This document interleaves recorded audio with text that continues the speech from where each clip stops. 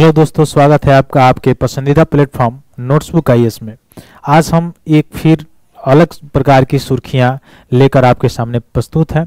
एक प्रकार मुख्य रूप से आपके सामने हम आए हैं, जिसमें मुख्य रूप से देखा जाए आज हम लोग बात करने वाले हैं जो इसरो की उपलब्धि है उसके बारे में।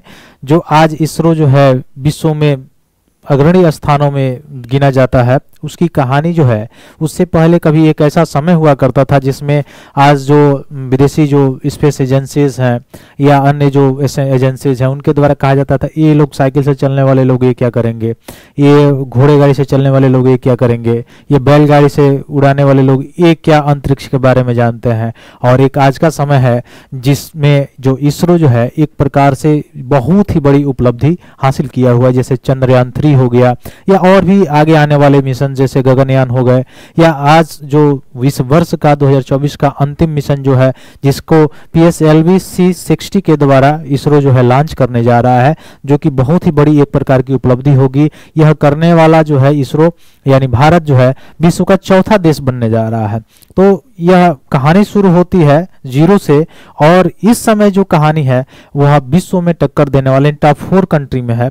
तो इसके बारे में हम लोग देखेंगे कौन सा आखिर मिशन है जो आज लॉन्च किया जा रहा है इसरो के द्वारा, इसकी महत्वता क्या है, और मुख्य रूप से हम लोग देखेंगे या जो है लॉन्च करने के उद्देश्य क्या थे, क्या क्या इसमें लगाए गए हैं और इससे क्या होगा।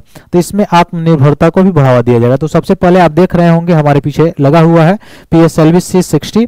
अब आप समझेंगे कि PSLV जो C60 है ये है होता क्या है। तो ये जो व्हीकल्स होता है ना जिसके द्वारा ये लॉन्च होता है सैटेलाइट, यानी इसका फुल फॉर्म होता है polar satellite launch vehicle, polar satellite launch vehicle C60 प्रकार की जो है यह इसके द्वारा लॉन्च किया जा रहा है और ये अंतरिक्ष में जाएगा। मुख्य रूप से इसका क्या काम है, क्या महत्व है, इसके बारे में आइए हम लोग जानकारी हासिल करते हैं। तो इसमें यह कैसा विकसित किया गया है, तो पूर्ण रूप से स्वदेशी इसमें टेक्नोलॉजी का प्रयोग किया गया है। अब इस टेक्नोलॉजी के प्रयोग से हुआ क्या है, इंटर सैटेलाइट कम्युनिकेशन लिंक, यानी मुख्य रूप से देखा जाए ऐसी तकनीकी होती है जो अंतरिक्ष यान के बीच स्वायत्त संचार के लिए विकसित की गई है। यानी अंतरिक्ष यान जो अपने जो है भीतर जो मुख्य रूप से देखा जाए संचार के लिए जो डेवलपमेंट है ये इसमें किया गया है।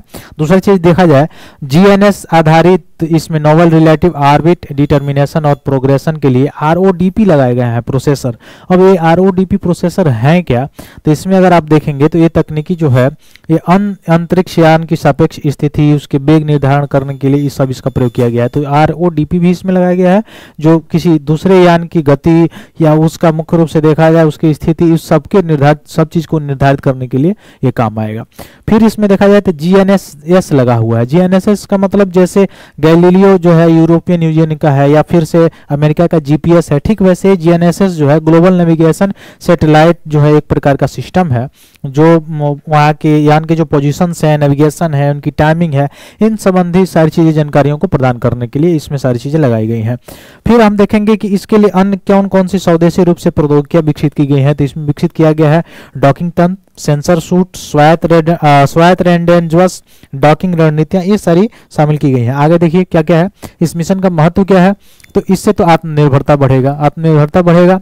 हालांकि जो हमारा जो देश है इसमें जितने भी अन्य देश हैं उसमें साइंस और टेक में जितना रिसर्च और डेवलपमेंट में जितना GDP का खर्च किया जाता है उतना नहीं किया जाता है। गवर्नमेंट को धीरे धीरे बढ़ानी चाहिए।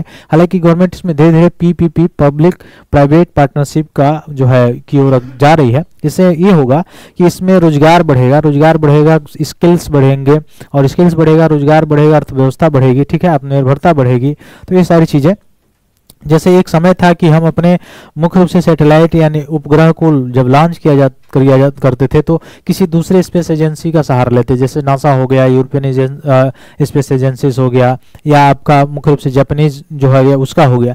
लेकिन एक समय ये है कि आज हम लोग यूरोपियन जो है यूनियन का उसका जो सैटेलाइट है वो लॉन्च किया जाता है, ठीक है, उस एजेंसी का भी सैटेलाइट लॉन्च करता है कौन, आपका इसरो। तो इसमें जो है प्राइवेट सेक्टर का इंक्लूड करने से एक तो जो राजकोषीय भार है वो भी कम होगा गवर्नमेंट के ऊपर, और दूसरा जो है आत्मनिर्भरता बढ़ेगी और रोजगार भी बढ़ेगा। तो इससे पहले अब देखिए आत्मनिर्भरता कैसे बढ़ेगा। जो यह जो डॉकिंग तकनीक है यह हासिल करने वाला जो है विश्व का चौथा देश बनने जा रहा है भारत। इससे पहले 3 देश कौन है मुख्य रूप से देखा जाए चीन है, रसिया है और यूएसए है। ये 3 देश थे जो इस मिशन में मुख्य रूप से महत्ता हासिल किए हुए थे, और यह महत्ता हासिल करने वाला भारत जो है चौथा देश बनने जा रहा है इसरो के माध्यम से। ठीक है, अब इसमें देखेंगे कि इसमें क्या क्या और इसमें सक्षम है कि क्या क्या करने के लिए। तो मुख्य रूप से देखा जाए तो इस संबंधी महत्वाकांक्षा जैसे चंद्रमा पर भारतीय अंतरिक्ष यान को भेजना, वहां पे जो जाएगा गगनयान, मुख्य रूप से गगनयान जो मिशन जाएगा उससे सारी चीजें के लिए, या चंद्रमा से नमूना लेकर वापसी आना, या भारतीय अंतरिक्ष स्टेशन का निर्माण करना, ये सब चीज के लिए आवश्यक है, इसलिए इसको भेजा जा रहा है। तो एक बहुत बड़ी अचीवमेंट है भारत का। इससे पहले मात्र 3 देश ही विश्व में कर चुके हैं इस अचीवमेंट को किए हुए हैं, चाइना, रसिया एंड यूएसए। ठीक है, आगे अगर देखा जाए इसकी दक्षता में लागत दक्षता जो है अंतरिक्ष संचालन में लागत दक्षता क्या होगा, तो एक प्रकार का लागत प्रभावी तकनीकी है। मतलब मुख्य रूप से देखा जाए तो सामान्य मिशन उद्देश्यों को प्राप्त करने के लिए कई रॉकेट लॉन्च करने में सक्षम बनाएगा, कई रॉकेट को लॉन्च कर सकता है। ठीक है, तो इस मिशन का महत्व है। आगे अगर देखा जाए यह कहां से लॉन्च होने वाला है, तो श्रीहरिकोटा आंध्र प्रदेश के सतीश धवन अंतरिक्ष केंद्र से लॉन्च होने वाला है। जो रॉकेट है, जो व्हीकल है, जिस व्हीकल से जाएगा, जिस रॉकेट से जाएगा, उस रॉकेट का क्या नाम है, PSLV C60। तो 2024 का ये अंतिम मिशन है इसरो का, और एक बहुत बड़ी अचीवमेंट भी है। PSLV polar satellite launch vehicle C60 नाम की जो रॉकेट है उससे इसको लॉन्च किया जाएगा। और यह मुख्य रूप से देखा जाए 24 PS4 यानी ऑर्बिट एक्सपेरिमेंट मॉड्यूल देखा जाए, जिसको POEM4 कहा जाता है, पेलोड भी इसमें भेजा गया है साथ में। ठीक है, तो इसमें कौन पेलोड भेजा गया है, तो इसको याद रखिएगा, POEM4 नाम की जो पेलोड है वो भेजी गई है।